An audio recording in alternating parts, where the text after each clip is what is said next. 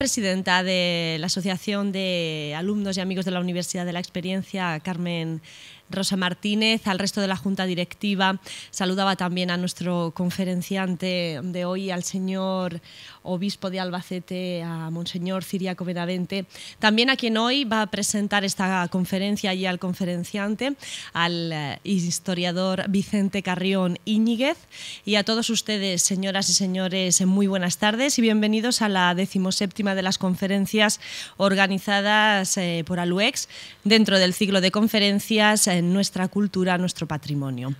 Bien, les decía, hoy será el historiador Vicente Carrión Íñiguez el que presente al conferenciante de hoy una conferencia muy interesante en la que el obispo de Albacete hablará sobre los registros y lenguajes del Papa Francisco.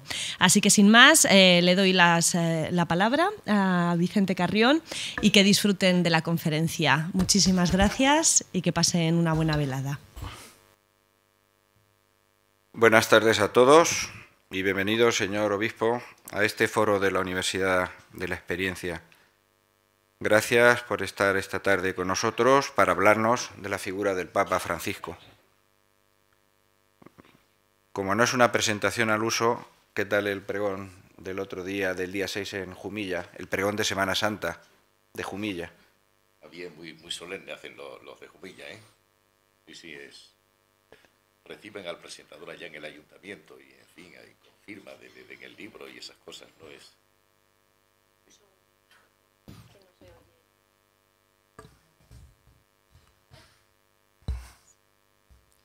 Que el día 6 dio el pregón de Semana Santa en Jumilla y estaba pidiéndole su opinión porque no conocía Jumilla. Es una faceta más de nuestro obispo, la de pregonero. No es un género literario en el que sea especialista, ni mucho menos. No he cultivado poco ese género literario. Pero, bueno, me insistió tantas veces el padre Oliver, que conocéis, que estuvo aquí también recientemente en Albacete, que viniendo de tan buena mano como uno iba a negarse. Ya me lo pidieron el año pasado, en fin, en Semana Santa, en esta fecha salta uno siempre con muchas ocupaciones y me excusé, pero ya este año no pude excusarme y tuve que ir, ¿no? Y encantado de haber estado, ciertamente. Sí. Muy bien. Don Ciriaco Benavente Mateo nació en Malpartida, de Plasencia, en Cáceres. Tras sus estudios eclesiásticos en el seminario de Plasencia, fue ordenado sacerdote en esta ciudad el 4 de junio de 1966. Posteriormente obtuvo el título de graduado social por la Universidad de Salamanca. En Béjar, Salamanca, fue coadjutor y luego párroco de la parroquia de San Juan Bautista, profesor de formación religiosa en bachillerato y conciliario de movimientos apostólicos de acción católica. En 1979 es nombrado rector del teologado del Seminario de Plasencia y posteriormente delegado diocesano del clero, secretario del Consejo Presbiterial y vicario general de la diócesis. El 17 de enero de 1992 fue nombrado obispo de Coria Cáceres, siendo ordenado para este cargo el día 22 de este mismo mes. Su paso por esta diócesis debió dejar un grato recuerdo, pues los cacereños le pusieron el nombre de una calle a don Ciriaco, y acaba de decirme que en su pueblo también otra calle se llama como él, o existe en su recuerdo. Esperemos que estos nombres sigan así, pues muchos años ya sabe usted lo que está pasando. Sí, sí. Bueno, esto fue a petición de uno de los concejales de Izquierda Unida, ¿eh? Entonces... Fue la iniciativa, ¿eh? Una legislatura está asegurado.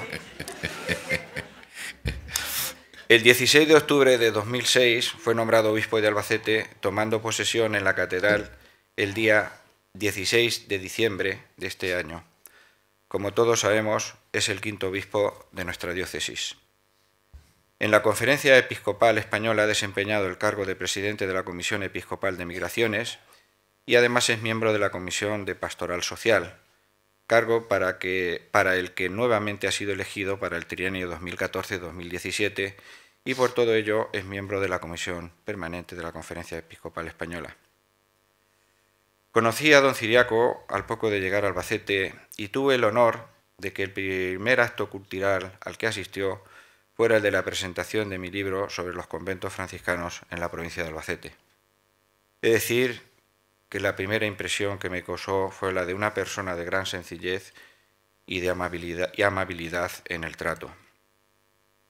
Cuando llegó en 1950 el obispo Tavera a Albacete, el recordado García Carbonell dijo de él que era un hombre que vino a abrir camino, que enseñó a caminar, que caminó con nosotros y su vida fue camino. Pues bien, el obispo Tavera abrió el camino y muchos años después don Ciriaco camina con nosotros. Y yo lo definiría, como otros muchos, como un buen pastor que sigue la línea marcada por el Papa Francisco. Ayer precisamente se cumplieron 3 años de la elección del nuevo Papa. De él dijo usted que es un hombre de una sencillez profundamente espontánea, de una gran hondura teológica y espiritual.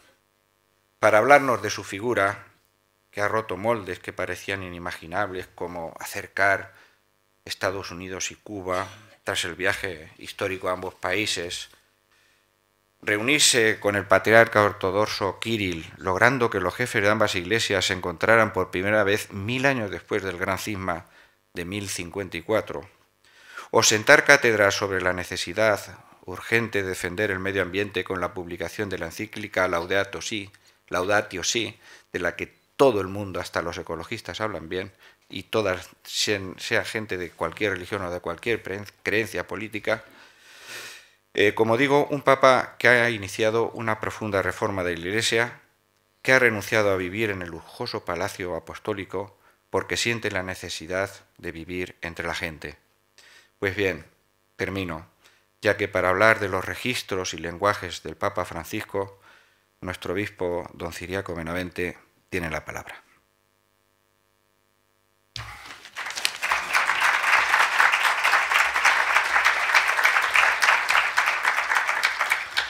Bueno, muchas gracias, querido don Vicente.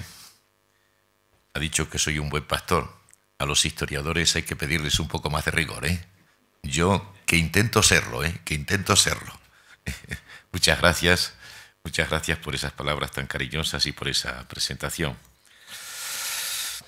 Y agradezco mucho a la Asociación de Alumnos de la Universidad de la Experiencia esta invitación a participar en este ciclo de conferencias. Viendo las personas tan eminentes que han pasado por aquí, uno sentía cierto complejo, ¿eh? Quiero, en primer lugar, felicitar a su presidenta, doña Carmen Rosa Martínez Orellana, por haber sido reconocida haber tenido ese reconocimiento por parte del excelentísimo Ayuntamiento recientemente en el Día de la Mujer Trabajadora. Enhorabuena. Y enhorabuena también a los miembros de la Universidad de la Experiencia, a los alumnos. Yo les digo a mis curas que antes la vida se dividía en 2 etapas, una etapa de formación y otra etapa de producción. Ya estoy formado y he aprendido, pues ahora producir. Hoy hay un axioma. Un axioma es una de esas afirmaciones que nadie discute, por eso precisamente es un axioma, y es que la vida entera de la persona ha de ser un proceso de formación permanente. Incluso algunos añaden más. Dicen que la formación permanente es cuestión de vida o muerte. Me sale hasta empareado. Pues por eso digo que le felicito. Uno de los salmos dice que el justo crecerá como la palmera, en la vejez seguirá dando fruto, y en la vejez se alcanza la sabiduría del corazón. Así que enhorabuena por esta iniciativa, enhorabuena por la inquietud que llevan en el corazón de estar permanentemente formándose y enriqueciéndose. Y dicho esto, que forma parte pues del agradecimiento previo, paso ya al tema. Hemos vivido en la Iglesia, yo creo que un tiempo rico en sorpresas. Un tiempo que no comenzó el día 13 de marzo de 2013, cuando fue elegido para sucesor de Pedro el cardenal Bergoglio, sino que empezó aquel 11 de febrero en que Benedicto XVI renunció al ministerio petrino. Es algo que solamente había acontecido 3 o 4 veces y por circunstancias muy especiales en la historia.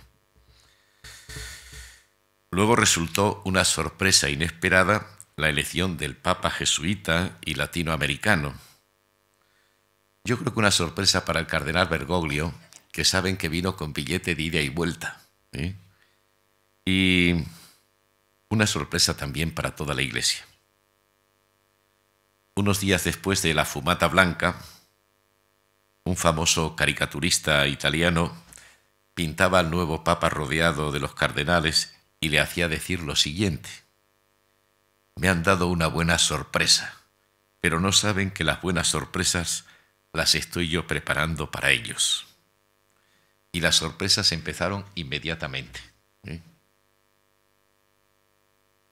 Yo creo que hoy son pocos los que negarán la realidad del fenómeno Francisco, estén o no estén de acuerdo con él, como un fenómeno digno de ser observado, interpretado y valorado tanto desde los parámetros de las ciencias de los estudios sociales como desde esa otra clave, si quieren, más teológica o más eclesial, que se puso en moda en el Concilio Vaticano II desde los signos de los tiempos. Dentro de lo que conscientemente llamado fenómeno Francisco, que tiene, me parece, cada vez proporciones más universales, ocupa un lugar relevante el tema del lenguaje o los lenguajes, o como han dicho muy bien aquí quien ha dado título pues a la conferencia, los registros del Papa Francisco. Y digo lenguajes o registros porque la fórmula plural quiere poner de relieve de entrada la riqueza de registros que tiene la comunicación del Papa Francisco, más allá de los aspectos puramente lingüísticos. Recuerden su aparición en el balcón de la Basílica de San Pedro, inclinándose y casi pidiendo que le bendijéramos los demás. O la mañana siguiente, en que después de ir a visitar a la Basílica de Santa María Mayor, a la Madonna, que es muy querida pues por los italianos, quiso que le llevaran a la residencia sacerdotal donde se había hospedado cuando vino de Roma para el cónclave, donde había dejado algunas de sus cosas, de las cosas que traía en la maleta, y para pagar la deuda de haber estado hospedado allí, el importe de la estancia. Piensen en lo significativo que fue convertir en altar los restos de una patera para celebrar la Eucaristía en Lampedusa, esa isla que algunos casi nos enteramos que existía con motivo de este acontecimiento, pero donde habían perdido la vida cientos de personas, de inmigrantes, de personas que buscaban refugio, que llamaban a las puertas de Europa. O el desplazarse en un coche utilitario en algunos de sus desplazamientos. Ese es otro lenguaje. Es recuperar una gramática de la comunicación diferente.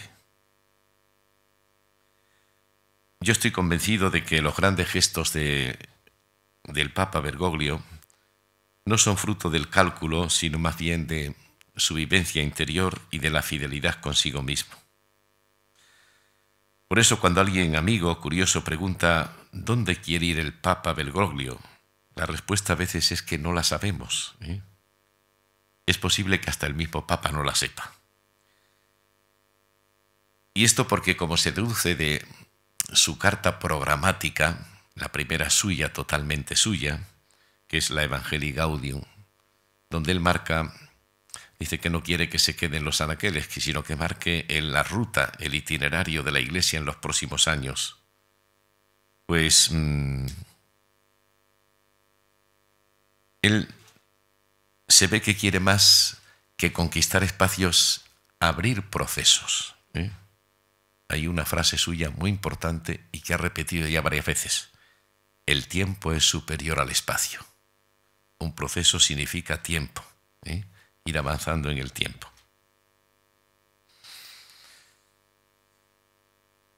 Como ha explicado desde el día mismo de la elección, quiere una iglesia que camine y que caminando edifique y confiese la fe en el Señor. Y por lo tanto, dice él, mejor accidentada por estar en movimiento que muy limpia y delicada por permanecer inmóvil. También es difícil encasillar al Papa Bergoglio. Él ya ha dicho alguna vez que no tiene una palabra definitiva o completa sobre todas las cuestiones relacionadas con la Iglesia y con el mundo. Lo dice precisamente en esa exhortación apostólica. Por eso es probable que el Papa abra cuestiones que él ha abierto, que a lo mejor no tengan una respuesta definitiva en su pontificado. Y hay un texto, le está buscando. Lo que pasa es que esta mañana pues está fuera y está en Medellín y cuando he venido ya pues era tarde y no he tenido tiempo para verles porque me entregó una fotocopia el secretario de la Conferencia Episcopal. Hay un texto, es poco conocido pero fundamental. Yo creo que nos da a entender la novedad de este pontificado en su conjunto y su imprenta también en el nuevo modo de expresarse del Papa. Se trata de un folio, con unas pocas notas escritas a mano, que el cardenal Jorge Mario Bergoglio escribió y utilizó en las reuniones de las congregaciones generales. Se reúnen los cardenales varias veces previamente al cónclave. Gracias al cardenal de La Habana, que parece que le dijo, oye, ¿te importa dejarme esa nota? Pues se ha conservado, ¿no es?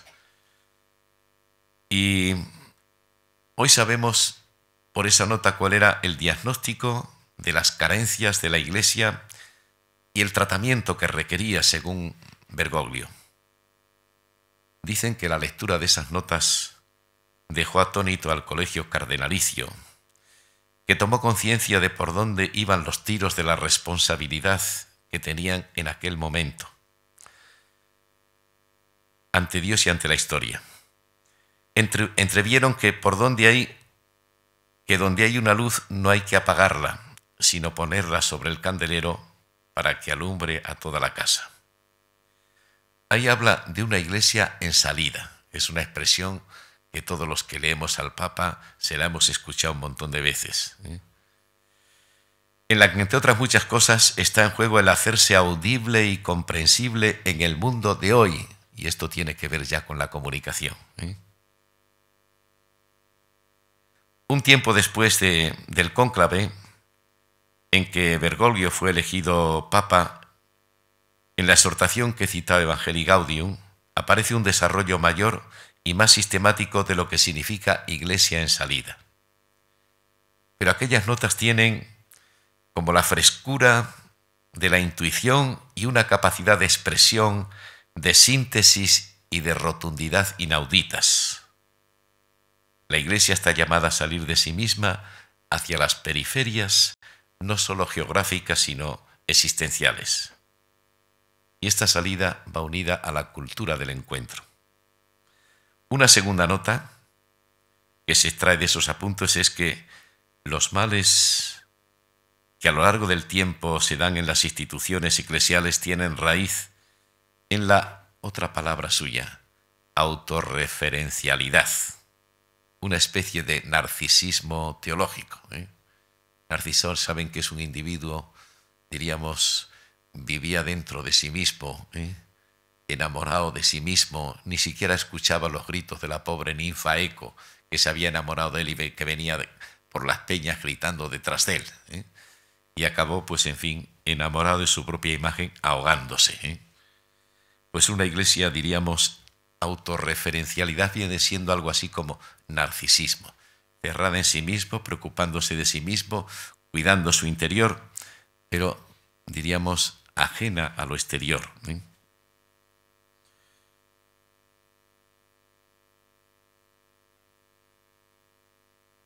Y esa iglesia en salida es una iglesia en la que, entre otras muchas cosas, está en juego el hacerse audible y comprensible en el mundo de hoy.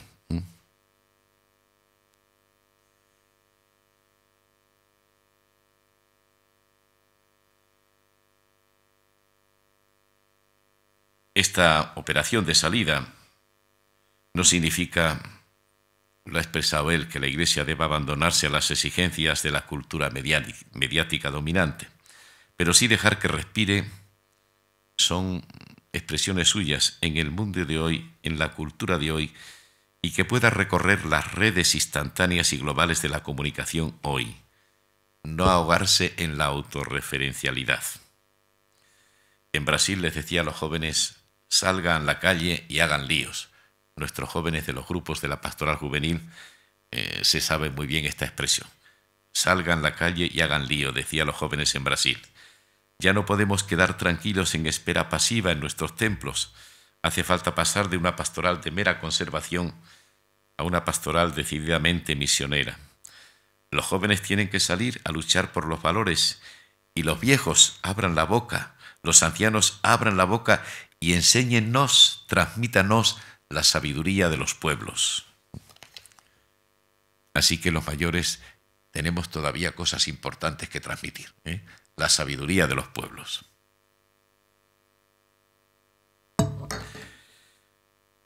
Saben que el Papa comienza cada jornada, no solo se madruga mucho, no sé si se levanta a las 4 o las 5 de la mañana, no es. Él nos decía, dice, a veces oración se levanta muy pronto, dice, y luego después tiene otra hora por la tarde que la dedica al Señor, dice, a veces me duermo. Nos dijo a nosotros en la visita a Limina, dice, a veces me duermo, pero sé que estoy con el Señor, ¿no? Y en el Papa comienza cada jornada, no solo, diríamos, encontrándose en esa oración, sino también encontrándose con un grupo siempre del pueblo de Dios que se le ha confiado. Al principio pues había gente que pedían, ahora ha querido que vayan personas de su diócesis, de una parroquia, de otra, y entonces se llena la capellita, dan entradas pues para, diríamos, los que pueden entrar allí en ese grupo, no es. Son muy importantes, yo creo, las homilías que pronuncia cada mañana en Santa Marta. ¿Por qué? El mismo Francisco, en ese documento Evangelii Gaudium al que me estoy refiriendo, subraya que la homilía es la plataforma de trabajo para entender cuán cerca está el pastor de su pueblo, en qué medida lo comprende y hasta qué punto es capaz de sentir el olor de sus ovejas. No se trata de discursos estudiados, teóricos, son más bien palabras que brotan del encuentro con Jesucristo y con el pueblo del que él se siente pastor. Son importantes también porque representan una clave de lectura íntima, sin filtros, para leer a fondo no solo lo que piensa, sino lo que siente. Y por lo demás son una verdadera mina de la que el Papa extrae piedras preciosas, como lo demuestra el hecho de que los temas surgidos en Santa Marta son tomados después y ampliados en documentos y discursos. El caso de este documento, Evangelii Gaudium, es significativo, ya que en ciertos aspectos parece una antología elaborada de las homilías de la mañana. Utilizar un lenguaje expresivo es uno de los puntos fuertes de estas homilías, breves, esenciales, sencillas, pero capaces de suscitar un movimiento del corazón. A veces son como bofetadas que denuncian pecados, sobre todo cuando se trata de los pecados de los hijos de la Iglesia. Otras veces son como caricias, como aceite sobre las heridas, para paliar el sufrimiento de tantos que se sienten rechazados, desechados por un mundo enfermo de indiferencia. Es una palabra, en todo caso, espontánea, libre, sin papeles.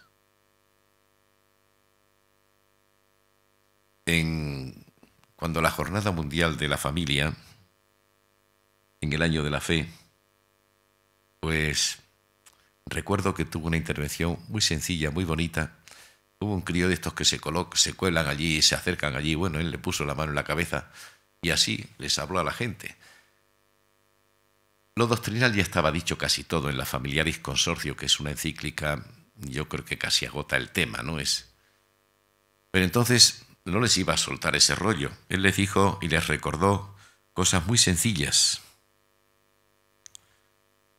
que a veces en casa vuelan los platos, y que se quedasen con 3 palabras en el corazón: respeto, perdón y gracias. No olviden estas 3 palabras, les dijo. La suya es una palabra construida frase a frase.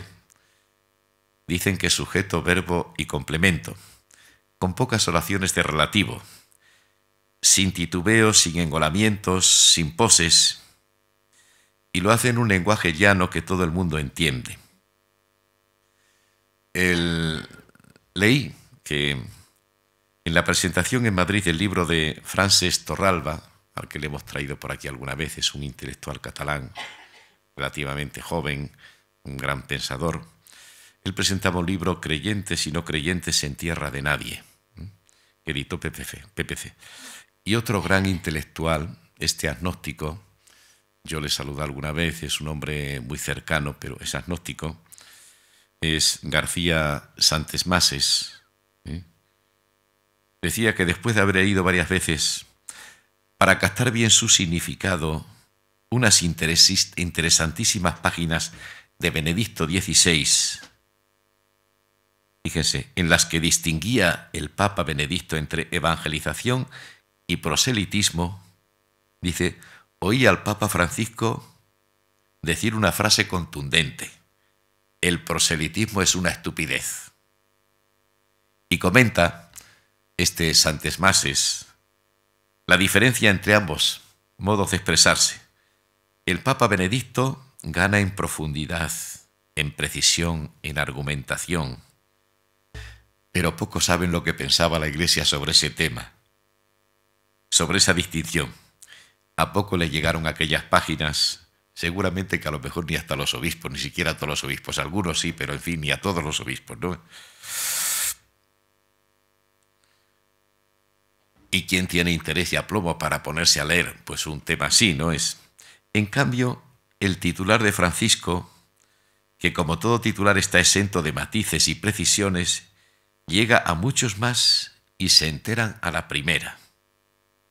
Comenta él, ya sabemos, a mayor argumentación y matización, mayor precisión, pero menos alcance comunicativo, menos alcance comunicativo.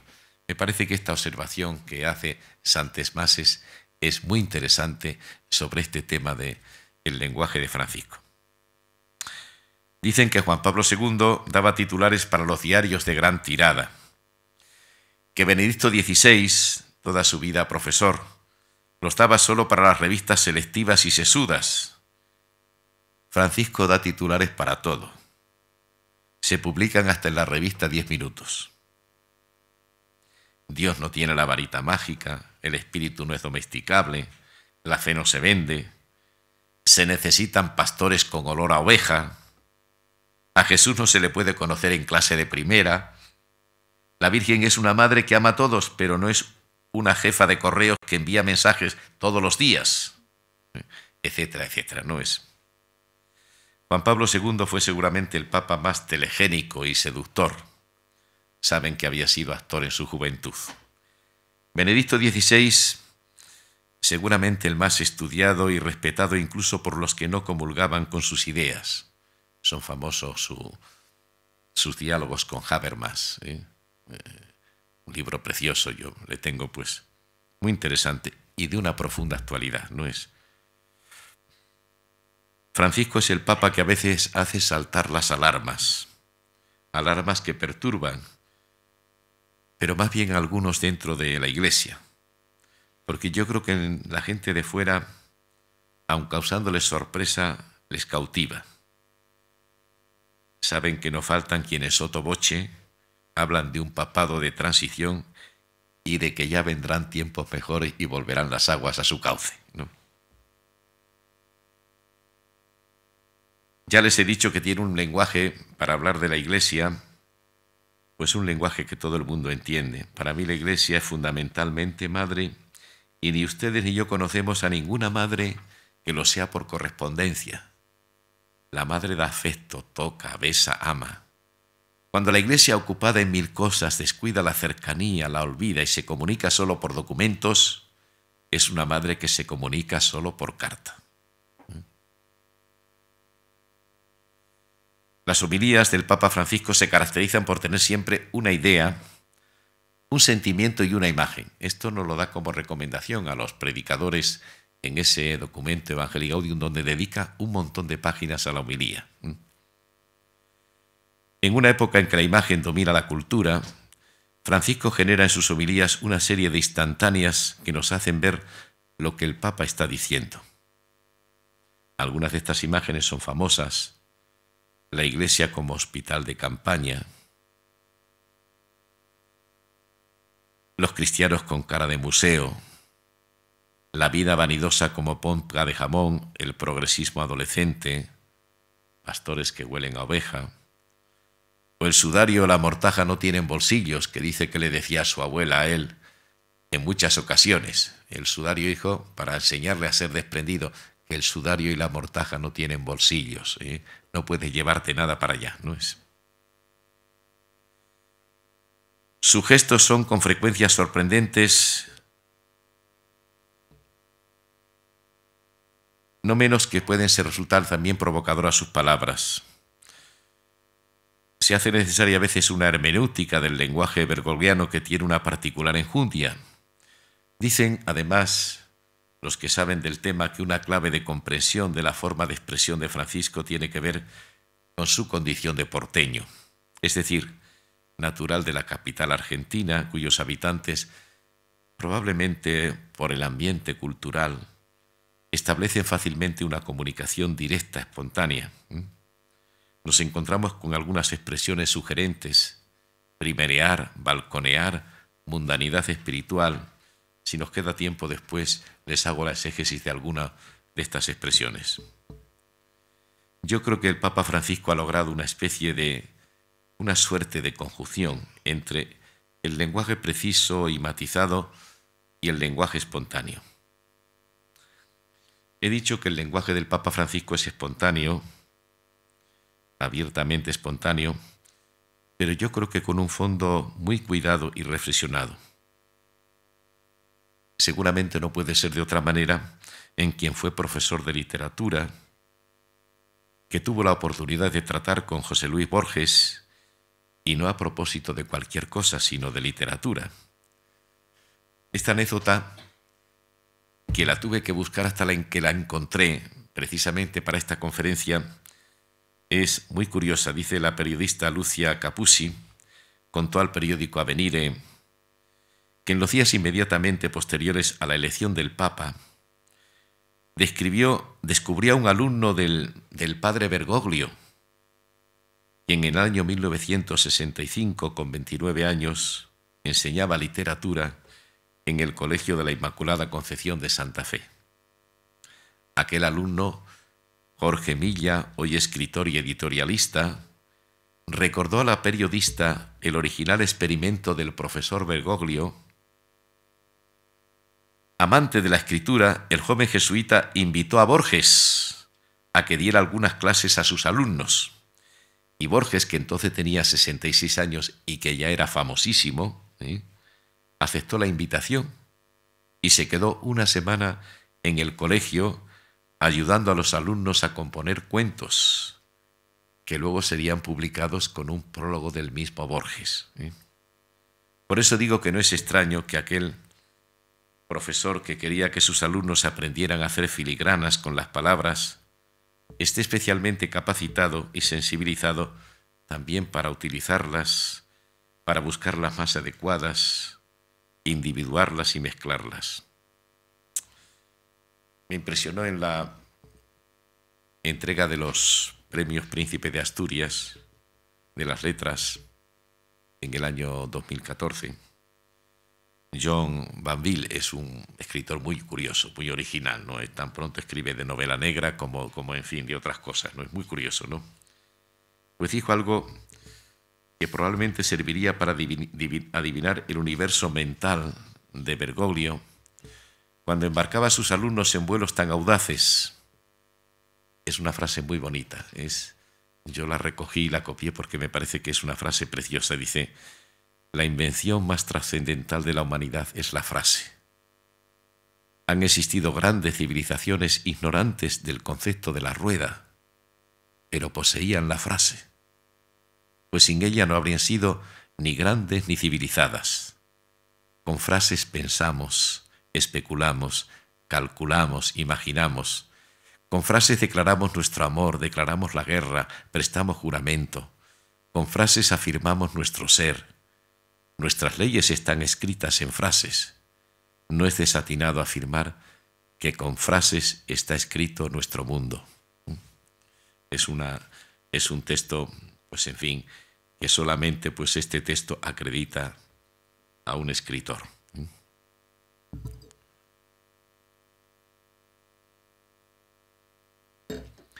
Pues con frases en apariencia espontáneas y con frecuencia audaces, aquel maestro que soy el Papa observa e ilumina nuestro mundo desde la fe.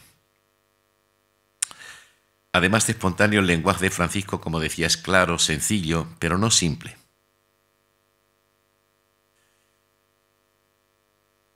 A veces podemos quedarnos en la superficie de las expresiones sin profundizar en la riqueza que esas expresiones contienen. También algunos pueden ver más allá. Pues puede ocurrir lo que se cuenta también de la forma musical del Papa, ¿no? Algunos dicen, es que no canta porque no sabe música. Resulta que en la primera entrevista que concedió al padre Spadaro, un jesuita, el director de la Civiltà Católica, manifestó un conocimiento de la música impresionante. Yo me quedé acomplejado. Digo, hay que ver lo que sabe este hombre, qué cultura tiene, ¿no es? El lenguaje del Papa es frecuentemente de tipo simbólico, que es distinto del pensamiento conceptual. La Biblia, por poner un ejemplo, respira por estos dos pulmones, conoce este doble lenguaje. Y yo creo que a nadie se le ocurriría decir que tiene menos enjundia el pensamiento simbólico que el conceptual. Cuando en el Apocalipsis se dice y se habla de Cristo como Cordero degollado, ¿creen ustedes que esta expresión minimiza el sentido de la muerte de Cristo a favor nuestro o lo intensifica? Sobre todo cuando se conoce lo que significó el Cordero sacrificado con el que se untaron los dinteles de las puertas de los israelitas en la salida de Egipto, según aquel lenguaje un poco mítico. El sacrificio de la Pascua en cada año en que celebraban de esta manera su liberación, el sacrificio del Cordero Pascual. Yo creo que llamar a Jesucristo Cordero degollado, pues es una expresión muy rica. Cuando el Papa dice que la Iglesia no debía ser una aduana, sino un hospital de campaña, pues detrás tiene muchas resonancias antropológicas, teológicas y pastorales. El lenguaje comunicativo del Papa es un lenguaje centrado en la proximidad, la cultura del encuentro. Generalmente procede más por narraciones experienciales que por exposición de ideas y conceptos, aunque estos no faltan en su magisterio. Antes hacía referencia a que el Papa vive en Santa Marta.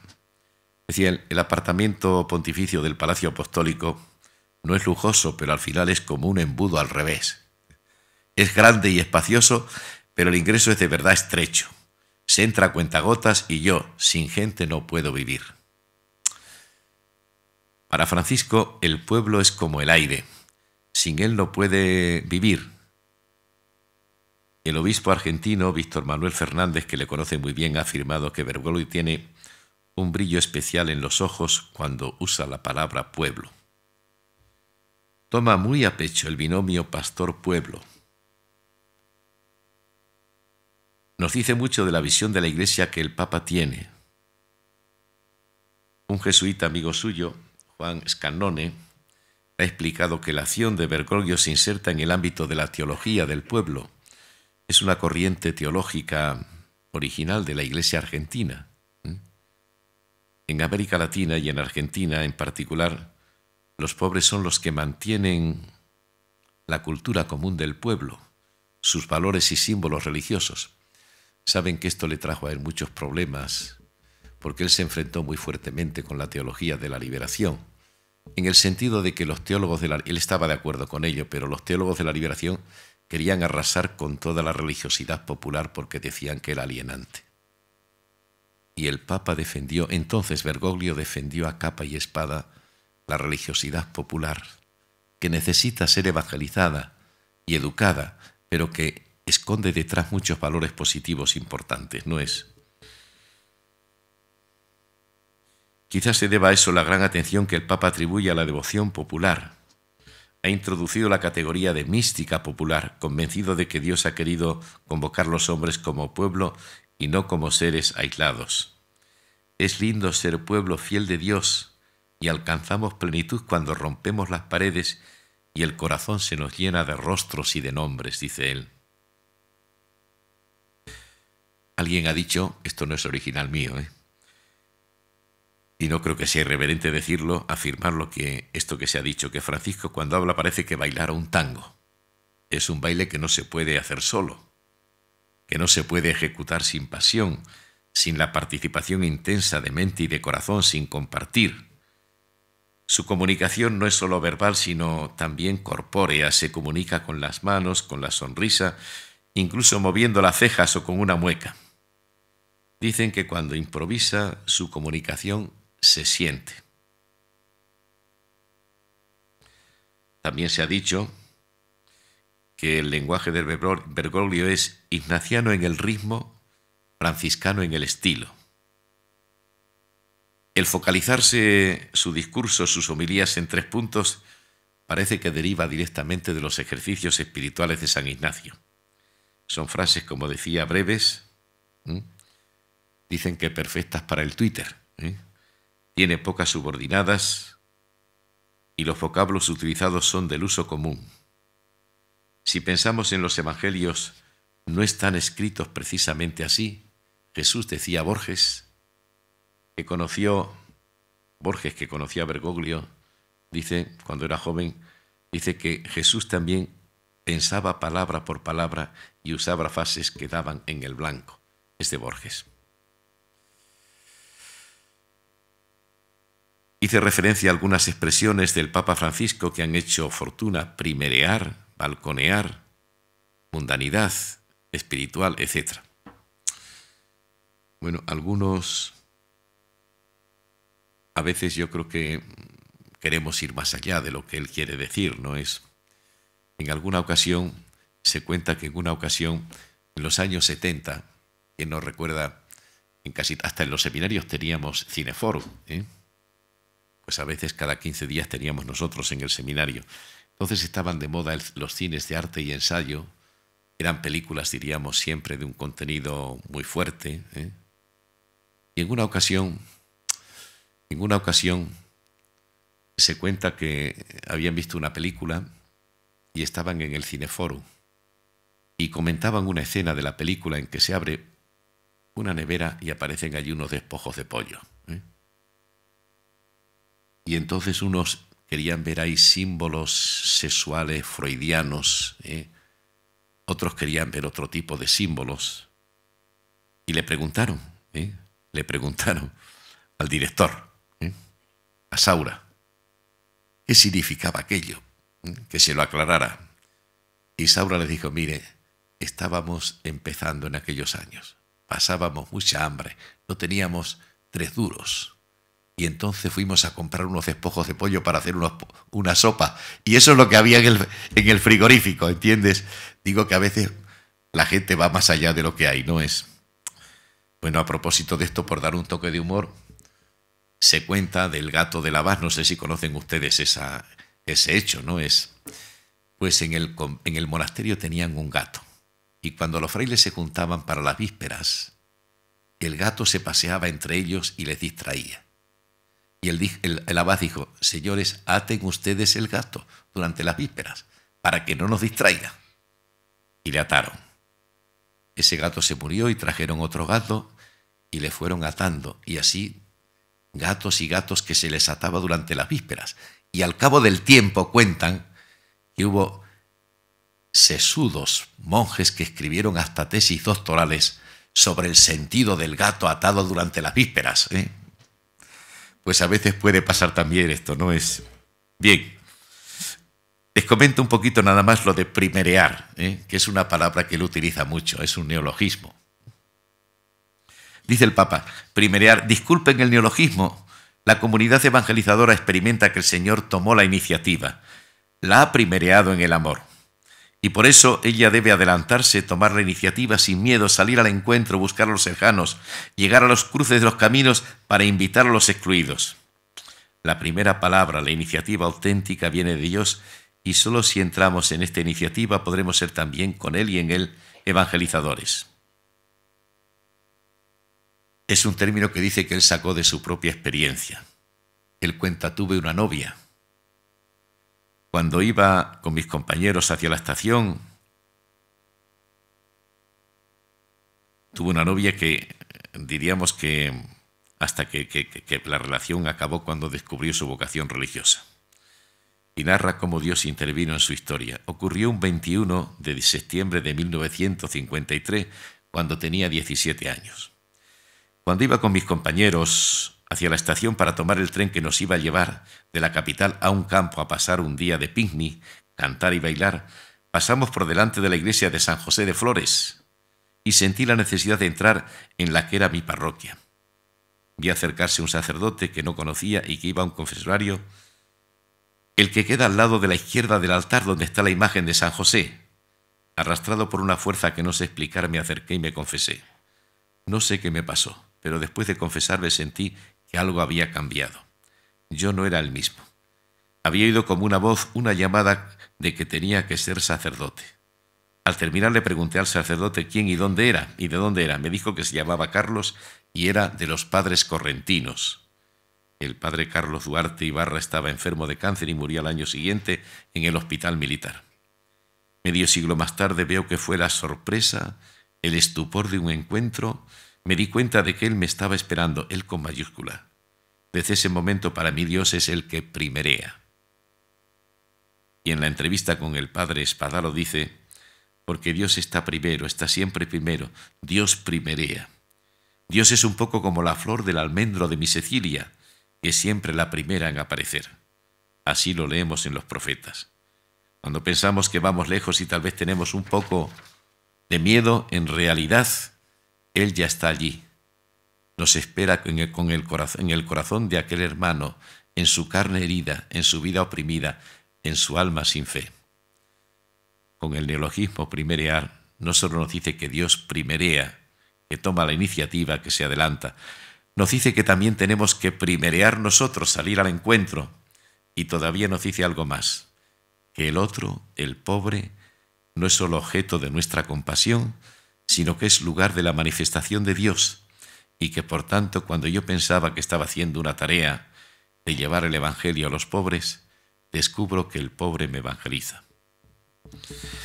Bueno, yo creo que ya me estoy pasando. Voy a terminar porque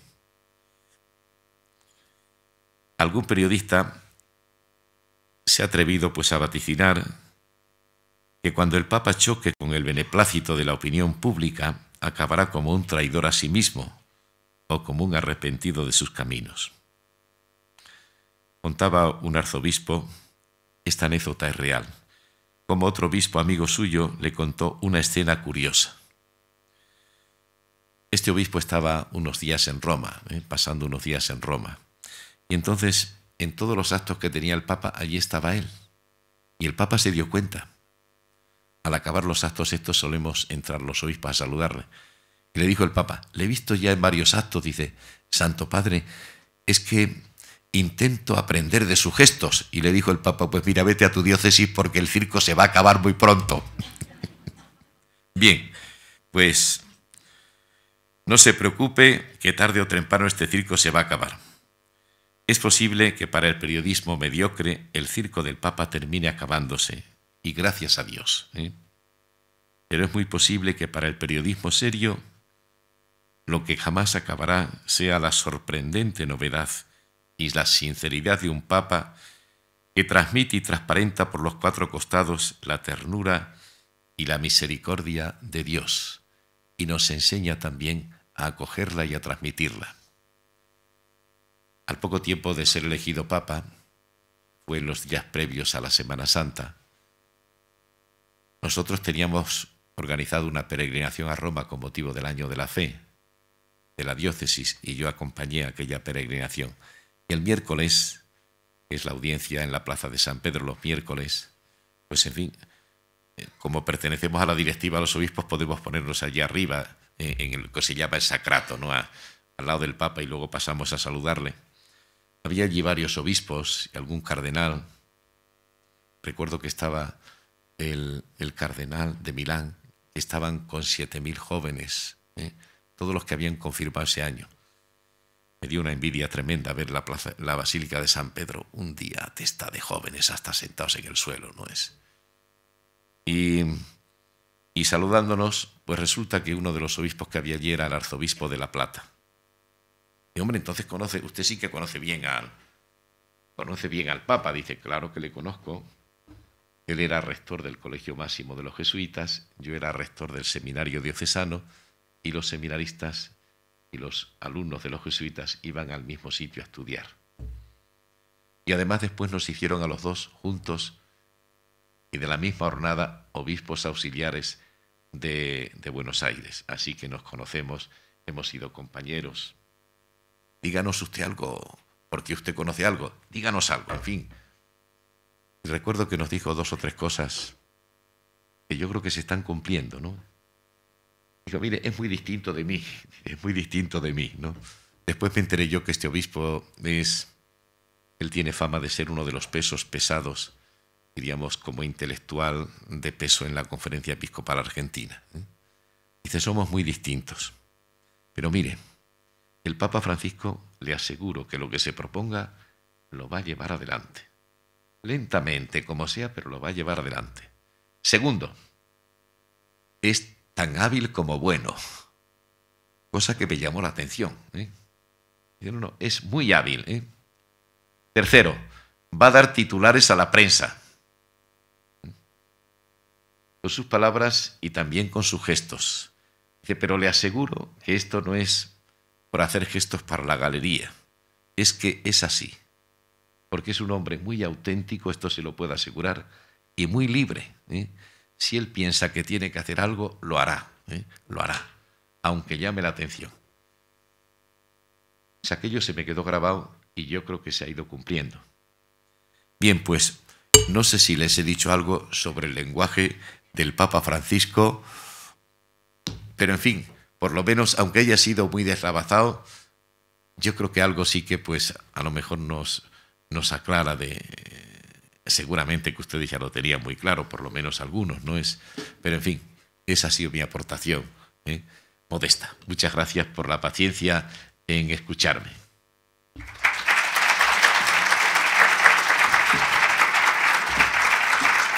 Muchísimas gracias, obispo. Yo creo que ha sido muy interesante, ¿verdad?, la conferencia. Y bueno, como siempre, si no tiene inconveniente, se abre un turno de preguntas entre la gente que hoy nos acompaña. Así que si levantan la mano, yo voy donde quieran formular la pregunta en cuestión.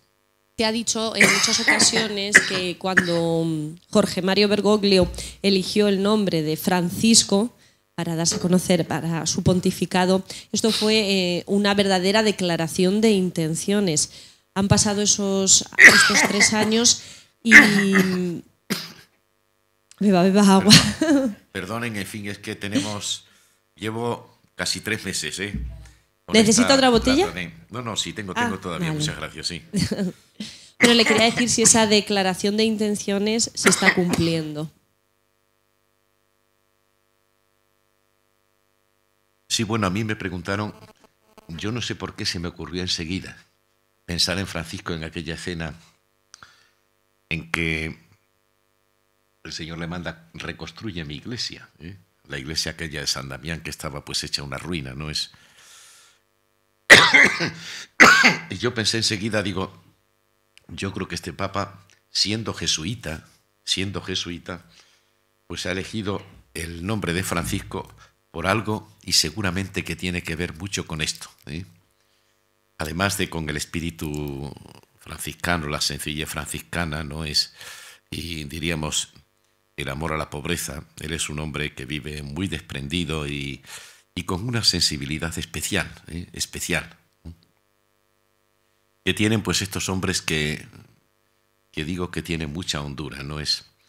El Papa, cuando se le lee, gana, pero cuando se está cerca de él, nosotros pudimos estar pues casi una hora, pues los obispos de la provincia eclesiástica, estuvimos charlando con él, ¿no es? Y realmente en cercanía gana mucho más todavía, ¿es? Es un hombre que te da la sensación de ser un hombre de una hondura religiosa impresionante, que edifica y que contagia, ¿no es? Y yo creo que el espíritu franciscano, pues, yo creo que le rezuma, le rezuma. Hay algunas cosas que son típicas jesuíticas de él, ¿no es? Es muy jesuítico, sobre todo pues en eso de, yo decía, del hablar los puntos estos ignacianos, ¿no? Él también apela mucho pues diríamos, al libro de los ejercicios de San Ignacio, se inspira mucho en ello, ¿no es? Pero yo creo que se inspira tanto más en Francisco de Asís. De hecho, uno de los viajes que ha querido hacer en Italia ha sido precisamente Asís, ¿no es? Muchísimas gracias. Bueno, y lo explicó él también, porque había elegido el nombre de Francisco, ¿no? Bueno, pues yo creo, sí, están diciendo que les ha quedado todo claro. Así pues que... Muchas gracias, ¿eh? Muchísimas gracias. Sí que voy a... Un segundo, porque voy a pedir a la presidenta de ALUEX, a Carmen Rosa Martínez, que nos acompañe un momentito, porque le va a entregar un pequeño obsequio, un detallito, un recuerdo de su paso por esta conferencia.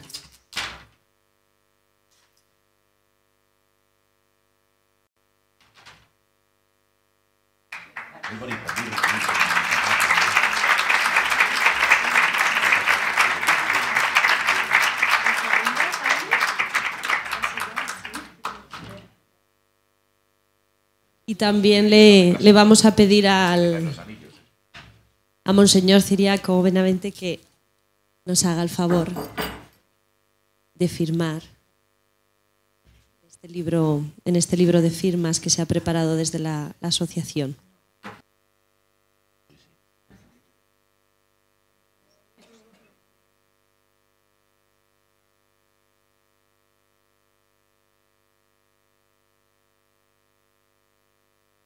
Bueno, muchísimas gracias por su presencia esta tarde y que pasen unos buenos días de vacaciones, de descanso, cual sea la opción que elijan, y nos vemos el 4 de abril.